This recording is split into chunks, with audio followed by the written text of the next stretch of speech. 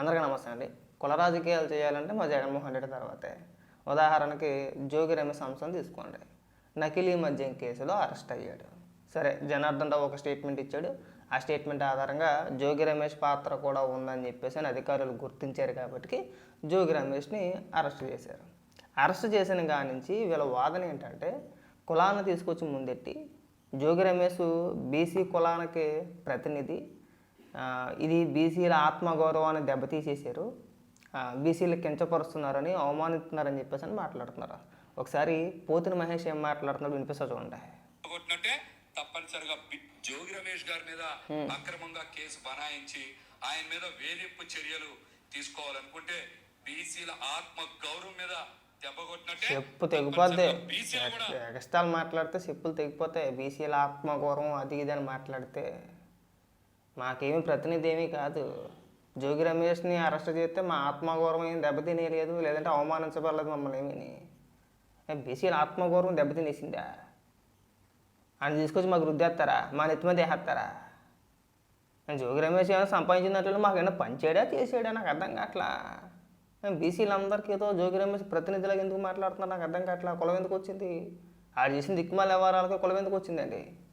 ఇప్పుడు చంద్రబాబు నాయుడు గారి ఇంటిపైకి 100 మందిని వేసుకొని కర్రలతోని రాడ్లతోని దాడి చేయడానికి వెళ్ళాడు. అప్పుడేంటి, బీసీలంతా కలిసి చంద్రబాబు నాయుడు గారి ఇంటిపైకి దాడికి వెళ్ళారా? అప్పుడు మా ఆత్మగౌరవం పెరిగిపోయిందా? ఏం దిక్కుమాల లాజిక్లు ఇవన్నీ కూడా. కులం ఎందుకు వచ్చింది ఇక్కడ? ఇంకా మాట్లాడుతున్నారు వినిపిస్తా ఉన్నాండి. ఇంతకింతకి ప్రతీకారం తీర్చుకుంటారని కూడా హెచ్చరిస్తాను.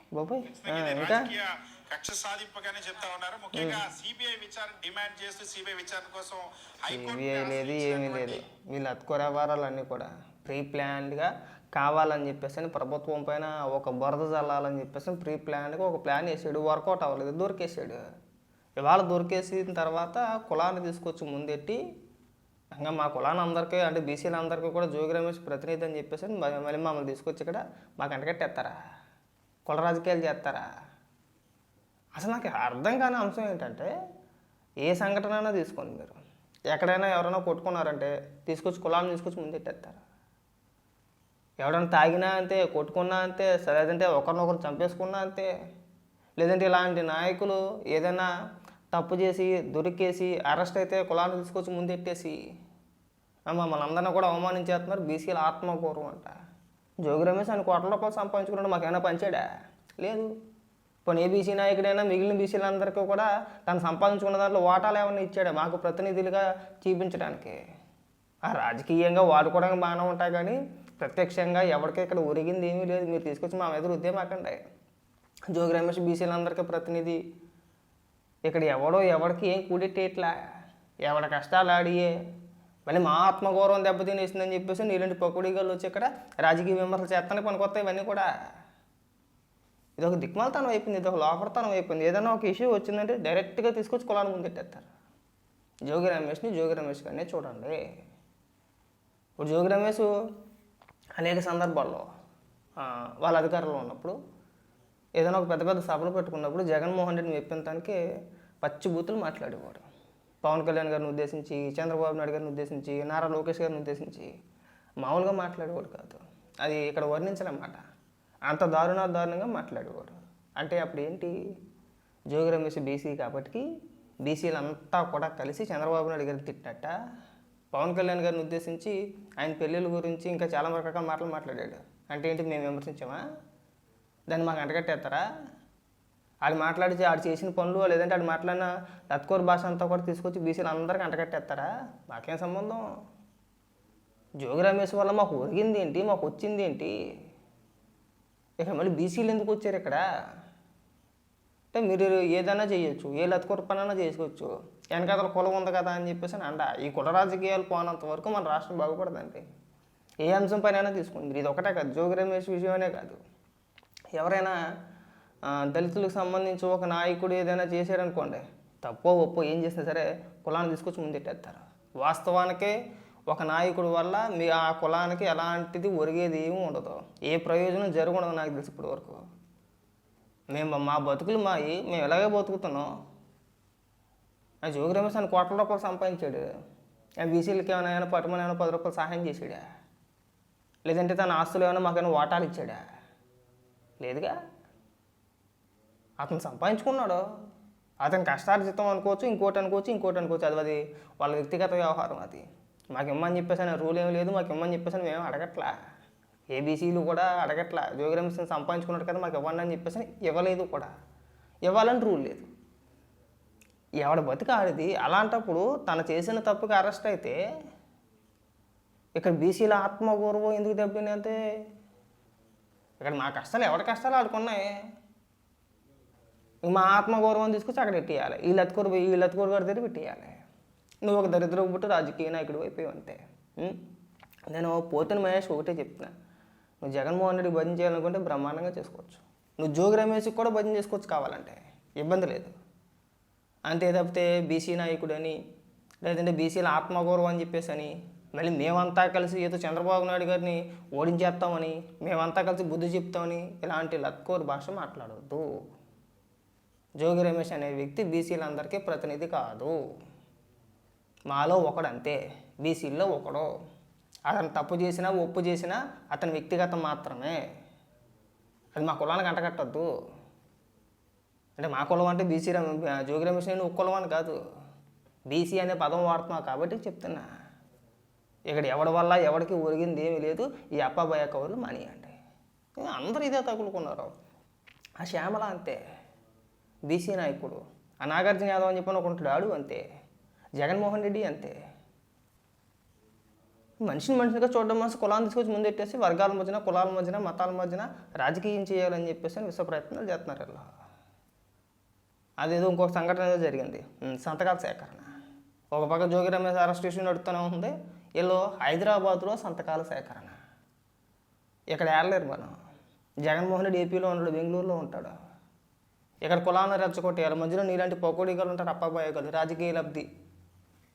మా కులాన్ని అడ్డం పెట్టుకుని, బీసీని అడ్డం పెట్టుకుని మీరు బాగుపడమే తప్పితే ఎవడ బాగుపడిపోయాడు అని చెప్పేసి అని. ఇక్కడ ఓ రోజు పని చేసి ఇంకో రోజు పని చేయకపోతే మళ్ళీ మరుసటి రోజు ఎలా రా బాబు అని చెప్పేసి అని బతుకులు చాలామంది ఈ బీసీలోనే. ఇక్కడ మా ఆత్మగౌరవానికి మేమే వెళ్ళకపోతున్నామంటే ఆడ అరెస్ట్ అయితే మా ఆత్మగౌరవం దెబ్బతినేస్తా. ఇక్కడ మాకు తెల్లారట్లా పొద్దులు ఎత్తే ఇలాంటి పకుడీగాలందరినీ తీసుకొచ్చి మన ఎత్తి మీద రుద్దేసి కుల రాజకీయాలు చేశాను. మీరు లబ్ధి పొందాను, మీరు బాగుపడిపోండి. ఎవడైనా సరే ఒకవేళ జోగి రమేష్ను కులానికి ఆపాదించేసి బీసీ నేత, బీసీల ఆత్మగౌరవం దెబ్బతినేసిందంటే కనుక చక్కగా జోగి రమేష్ ఎంతైతే సంపాదించడం అంతా కూడా బీసీ కులాలకు పనిచేసేయండి. బీసీలందరికీ పనిచేసి అప్పుడు మా ఆత్మగౌరవం అని చెప్పేసి మాట్లాడండి. లేదంటే ఊరికి అప్పాబాయ్ కూరలు ఇలాంటి మాటలు మాట్లాడొద్దండి. ప్రతి ఒక్కడికి ఇది ఒక ఫ్యాషన్ అయిపోయింది. కులాన్ని తీసుకొచ్చి ముందెట్టేస్తే అయిపోయాయి. ఒకవేళ ఎస్సీ లేదని చెప్తే ఎస్సీ అంటారు, ఎస్టీ అయితే ఎస్టీ అంటారు, బీసీ అయితే బీసీ అని చెప్పేసి అని. ఇక్కడ ఓసీ అయితే కాపులు అని చెప్పేసి ఇంకొకటి, కమ్మ అని చెప్పేసి ఒకటి, రెడ్ అని చెప్పేసి ఒకటి. లేదంటే మతాలు వేరైతే కనుక మత రాజకీయాలు చేయాలి. ఎక్కడైనా ఎవరైనా చనిపోతే తీసుకొచ్చి శవ రాజకీయాలు చేయాలి. కర్నూలు బస్సు ప్రమాదం కావచ్చు, ఇంకొకటి కావచ్చు, లేదంటే నిన్న మొన్న జరిగిన తొక్కిసలాట సంఘటన కావచ్చు. ఎక్కడ పెద్ద నిరసన కార్యక్రమాలు చేస్తున్నారండి వీళ్ళు. ఆ తొక్కిసలాటకి సంబంధించి ప్రభుత్వానికి ఏం సంబంధం? ఇక్కడ మళ్ళీ మనం రాజకీయ లబ్ధి పొందేయాలి. రాజకీయంగా మనకి ఈ శవ రాజకీయాలు, ఈ కుల రాజకీయాలు చేయకపోతే మనకు బతుకు లేదాయే, మాట్లాడడానికి మాట్లాడలేవాయే, ప్రభుత్వాన్ని విమర్శించడానికి వేరే అంశం లేదు మన దగ్గర. ప్రభుత్వాన్ని రాజకీయంగా పాలసీ ప్రకారం విమర్శించాలంటే మన దగ్గర ఎలాంటి సబ్జెక్టు లేదు. ఇక్కడ మనకు వచ్చింది ఏంటంటే కుల రాజకీయం చేయడం, శవ రాజకీయాలు చేయడం, ఈ రెండే వచ్చినాయి మనకి. 24 గంటలు చూడండి, ఆకాశంలో గ్రత తిరుగుతూ ఉంటుంది. ఎక్కడైనా ఏదైనా కలేబారం దొరుకుద్దేమో అని చెప్పేసి అని, అది ఏ జంతువుదైనా అంటే శవం దొరుకుద్దేమో అని చెప్పేసి అని. ఆ మాదిరిగా రాష్ట్రంలో 24 గంటలు ఎవరు ఎక్కడ కొట్టుకుంటున్నారో, ఎవరు ఎక్కడ చచ్చిపోతున్నారో, ఎంతమంది చచ్చిపోయారు, దాన్ని ఏ విధంగా రాజకీయం చేయాలి, ఏ విధంగా కులాలకు ఆపాదించేసేయాలి, మతాల మధ్యన విద్వేషాలు ఎలా రెచ్చగొట్టాలి, 24 గంటలు ఇదే పనిలో ఉంటున్నారండి. మళ్ళీ ఏమన్నంటే కులాన్ని తీసుకొచ్చి ముందెట్టేయాలి.